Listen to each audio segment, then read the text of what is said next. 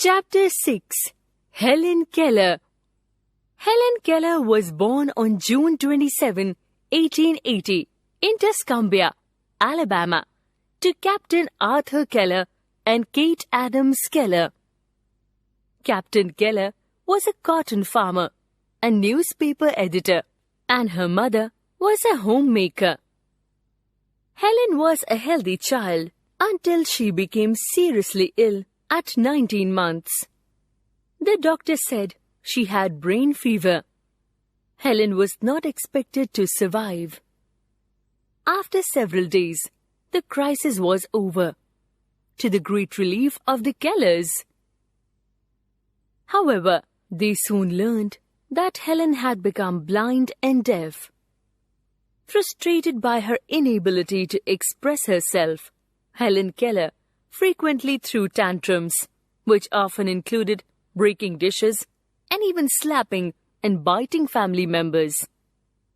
When Helen, at 6 years old, tipped over the cradle holding her baby sister Mildred, Helen's parents knew something had to be done. Soon after the incident with the cradle, Kate Keller came across a book written several years earlier by Charles Dickens about the education of Laura Bridgeman. Laura was a deaf-blind girl who had been taught to communicate by the director of the Perkins Institute for the Blind in Boston. For the first time, the Kellers felt hopeful that Helen could be helped as well. In 1886, the Kellers made a trip to Baltimore to visit an eye doctor. The Kellers received the same verdict they had heard many times before. Nothing could be done to restore Helen's eyesight. The doctor, however, advised the Kellers that Helen might in some way benefit from a visit to Alexander Graham Bell in Washington, D.C. Known as the inventor of the telephone, Bell, whose mother and wife were deaf, had devoted himself to improving life for the deaf and had invented several assistive devices for them. Alexander Graham Bell and Helen Keller got along very well and would later develop a lifelong friendship. Bell suggested that the Kellers write to the director of the Perkins Institute for the Blind, where Laura Bridgeman, now an adult, still resided. After several months, the Kellers finally heard back. The director had found a teacher for Helen. Her name was Annie Sullivan.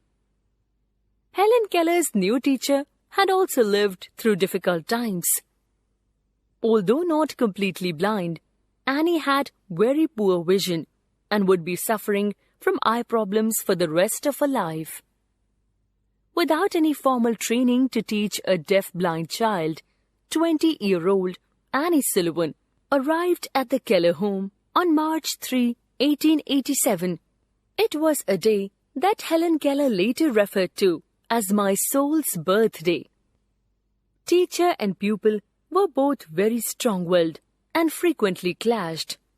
One of the first of these battles revolved around Helen's behavior at the dinner table, where she roamed freely and grabbed food from plates of others.